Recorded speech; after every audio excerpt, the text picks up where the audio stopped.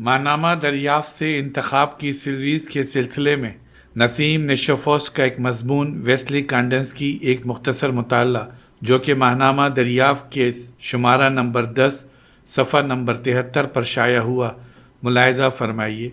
نسیم نشفوس کا مضمون ویسلی کانڈنسکی ایک مختصر مطالعہ۔ 20ویں صدی کے اوائل میں فرانس اور جرمنی جنگ اور دیگر صنعتی تباہیوں کے باعث اپنی ثقافتی پراگندگی اور انتشار کا شکار ہو چکے تھے۔ فرانس مصوری میں تاثریت پسندی جیسا طمانینت آفریں خیال و موضوع بھول کر کیوبزم کی شکستہ صوری بھول بھلیوں میں کھو چکا تھا۔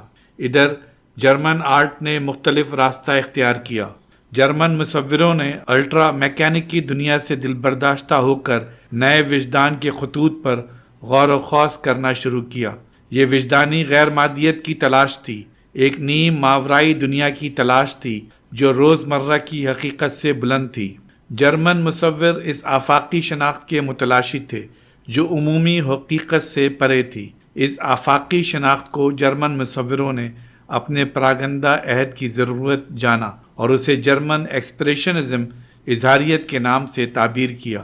یہ اظہاریت اپنے رواں دواں فنی دھارے میں نیچرلزم، فرانس کی تاثریت پسند اور سوشل ریئلزم سے متاثر ہوئی۔ یورپی علامت نگاروں کی شاعری اور مصوری کی تحریک سے متاثر ہوئی۔ ان جرمن مصوروں کے ہیرو سیزان، گوگن، وان گو، ایڈونڈ منچ تھے۔ جرمن اظہاریت پسندوں میں پاولا موڈرسوں، بیکر، کوکوشا، لڈوک میڈنز، ارنسٹ بارلق وغیرہ تھے۔ دوسرے اہم مصوروں میں ای ایل کرغز، روڈلف ایمنولڈے اور اوٹو میولر وغیرہ تھے۔ ان تمام اہم ناموں میں ویسلی کانڈنسکی کا نام جرمن اظہاریت کا سب سے بڑا نام تھا۔ ویسلی کانڈنسکی 5 دسمبر 1866 عیسوی میں ماسکو میں پیدا ہوا، مگر وہ روسی بیک گراؤنڈ رکھنے کے باوجود جرمن آرٹ میں مرکزی حیثیت کا حامل ہے۔ ویسلی کانڈنسکی نے ماڈرن آرٹ کو حقیقی معنوں میں جدیدیت کی نئی جہتیں عطا کیں۔ اس کی آرٹ پر تاریخ ساز کتاب concerning the spiritual in art 1912 میں شائع ہوئی اور اس کتاب کا اثر اس عہد کے مصوروں پہ اچھا خاصا رہا۔ اس کے کئی زبانوں میں تراجم ہوئے جس میں جاپانی زبان بھی شامل ہے۔ اس کے اثرات اورفزم تحریک پر مرتب ہوئے۔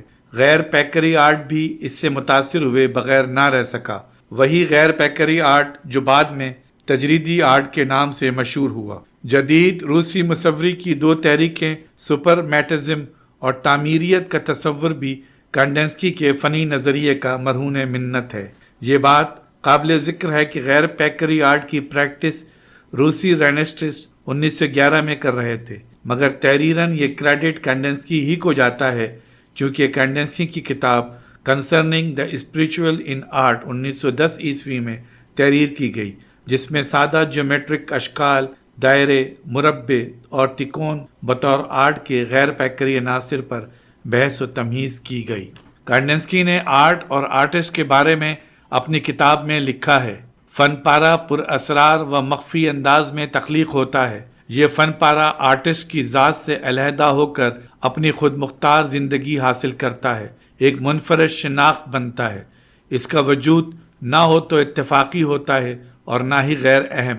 اس فن پارے کی ایک یقینی اور بامقصد قوت ہوتی ہے، وہ اپنا وجود رکھتا ہے اور اس میں روحانی فضا تخلیق کرنے کی طاقت ہوتی ہے۔ صرف اسی زاویہ نظر سے اندازہ لگایا جا سکتا ہے کہ وہ فن پارہ اچھا ہے یا برا۔ اگر اس فن پارے کی ہیئت کمزور ہو تو وہ روحانی ارتعاش بیدار کرنے میں بھی کمزور ہوتا ہے۔ بلا شبہ ویسلی کانڈنسکی 1906 اور 1910 کے درمیان فرانس کی فنی تحریک فاؤزم سے متاثر ہوا تھا۔ فن پارے کا اپنا شخصی وجود رکھنا فاؤزم کا بنیادی اصول تھا۔ اظہاریت کا ایک بنیادی اصول باطنی ضرورت ہے جس میں فنکار کی روح کو تندرست و توانا بنانے کی ضرورت ہے۔ نقطۂ آغاز رنگ کا مطالعہ اور انسانوں پر اس کا اثر ہے، یعنی رنگ کی مختلف خصوصیات انسانی شخصیت پر قومی جذباتی اثرات رکھتی ہیں۔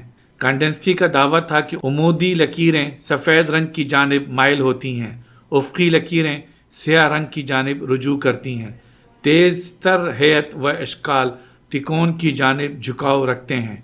نرم و لطیف رنگ گول اشکال نیلا اور دائرے کی جانب مائل ہوتے ہیں۔ رنگ حرارت اور جذبات کی مختلف حالتوں کا آپس میں گہرا ربط ہوتا ہے۔ کانڈینسکی کے الوانی نظریے کے مطابق آرٹ میں موسیقی نواز خصوصیات ہوتی ہیں۔ یہ موسیقی نواز خصوصیات انسان کے مادی خول میں نفوذ کرتی ہیں، حقیقت کی روحانی گہرائی تک پہنچنے میں کامیاب ہو جاتی ہیں۔ وہ عہد کیوبزم کا عہد بن چکا تھا، مگر کانڈینسکی کیوبزم سے بالکل متاثر نہیں ہوا، اور وہ اس خیال انگیز نتیجے پر پہنچا کہ فن کی داخلی ضرورت میں رنگ اور لکیر کا استعمال ذہن کی روحانی کیفیات کی نمائندگی کرنے کا ذریعہ ہے۔ اس تجرباتی ارتقاء کے دوران کانڈینسکی نے پیشن گوئی کی کہ آرٹ آئندہ 40 سالوں میں تجریدیت کے تمام مراحل طے کرنے کی قوت رکھتا ہے، جس میں عصری ٹیچزم یا ایکشن پینٹنگ شامل ہے۔ اپنے ایام شباب میں جب کانڈینسکی روس میں تھا تو اس کا موسیقار دوست سیریبائن موسیقی کو بصری و تصویری پیٹرن میں دیکھنے یا سننے کی باتیں کیا کرتا تھا۔ یہ مصوری کو موسیقی نواز بصیرت و تصویریت دینے کا شوقی تھا۔ روسی کمپوزر وان ہارٹمین کے ساتھ مل کر کام کیا، پھر اس نے مشہور روسی رقاص الیگزینڈر سچاروف کے ساتھ بھی کام کیا، جو اس زمانے کی نیو آرٹسٹ فیڈریشن کا ممبر تھا۔ ایک جگہ کانڈینسکی نے یہ کہا، رنگ براہ راست روح پر اثر انداز ہوتا ہے۔ رنگ سازوں کا ایک تختہ ہے، روح ایک پیانو ہے جس کے کئی تار ہوتے ہیں۔ آرٹسٹ وہ ہاتھ ہے جو ان تاروں سے کھیلتا ہے، جو ایک مقصد کے تحت کبھی ایک تار چھیڑتا ہے اور کبھی دوسرا، تاکہ وہ روح میں ارتعاش پیدا کر سکے۔ کانڈینسکی کا یہ اصرار رہا ہے کہ آرٹسٹ پراگنا الوانی ہیئتوں کلر فارم کی ترتیب تلاش کرے جو انسان کو حیران کن وقی جذبات و احساسات میں گم کر دے اور انہی روزمرہ کی سطحی حقیقت سے ماورا کر دے۔ تجریدی آرٹ کی ترتیبی و تصویری پر آہنگ کمپوزیشن کو دیکھ کر اگر یہ کوئی کہتا ہے کہ یہ کمپوزیشن موسیقی کی مانند ہے، اس میں موسیقی نواز تاثر ملتا ہے، تو اس تاثر سے ہمیں کانڈینسکی کی عظمت کا احساس ہوتا ہے۔ کانڈینسکی نے اوڈیشہ میں تعلیم پائی۔ 18 سال کی عمر میں ماسکو میں قانون کا مطالعہ کیا اور اپنی تعلیم کے دوران جنوب مشرقی روس کا مطالعاتی دورہ کیا تاکہ وہ خانہ بدوش شاعرین قبائل کی مذہبی روایت کے بارے میں معلومات حاصل کر سکے۔ وہاں کانڈینسکی نے شاعرین کسانوں کی زندگی کے بارے میں تصاویر بنائیں جن میں گہرے ٹون والی رنگدار امیجز ہیں۔ اس زمانے کے غروب و آفتاب میں بھی کانڈینسکی کو سمفنی کے اداس نوٹ سنائی دیتے تھے، ایک دیو قامت آرکیسٹرا کی بازگشت سنائی دیتی تھی۔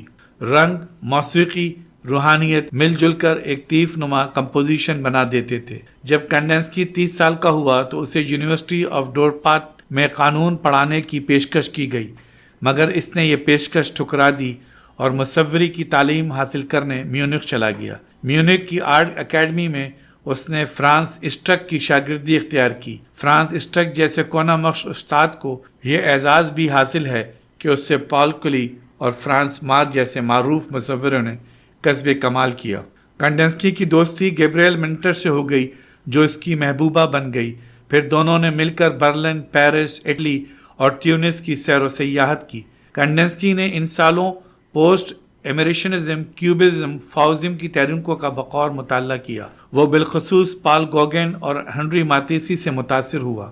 حکومت روس نے کانڈینسکی کو آرٹ ایجوکیشن مقبول عام کرنے کی خاطر یہ دعوت دی کہ وہ سارے روس میں 22 آرٹ میوزیم قائم کرے۔ اس نے اس مشن کی خاطر وقتی طور پر مصوری کو خیرباد کہا، مگر اسے جرمنی لوٹنا پڑا کیونکہ سوویت حکومت سرکاری طور پر اس کے تجریدی آرٹ کو ناپسندیدگی نگاہوں سے دیکھنے لگی۔ 1922 میں کانڈینسکی باؤہاؤس اسکول کا ہر دل عزیز استاد بن گیا۔ کانڈینسکی کی جیومیٹرک اشکال جرمن اظہاریت کا روحانی مرکز ہیں۔ اس نے بحیثیت آرٹسٹ اپنے حیات ہی میں فرانس مارک، پال کلی، جان میرو، ہینس آرپ جیسے نامور مصوروں کو متاثر کیا۔ کانڈینسکی کا آرٹ آفاقی وحدت و آہنگ کا ایک روحانی تصور پیش کرتا ہے۔ وہ اس داخلی ٹون کو نقش کرنے میں سرگردہ رہا جسے کسی خاص ذہنی کیفیت یا بصری ادراک کے خمیر سے اٹھایا گیا ہو۔ وہ ایک ایسی کمپوزیشن کی موسیقی چاہتا تھا جو موسیقی نواز حرکت کی حامل ہو اور جس کی نمائندہ کیفیتیں تجریدی آہنگ میں منتقل ہو سکیں۔ ہماری ویڈیوز کو لائک اور شیئر ضرور کریں، اور اگر آپ اس چینل کے سبسکرائبر ہیں تو ہماری طرف سے شکریہ قبول فرمائیں، اور اگر آپ نے اب تک سبسکرائب نہیں کیا تو اس چینل کو فوراً سبسکرائب کر لیں اور بیل آئیکن سے notification for all per click کریں تاکہ آئندہ آنے والی ہر نئی ویڈیو آپ کو مل سکے۔ شکریہ۔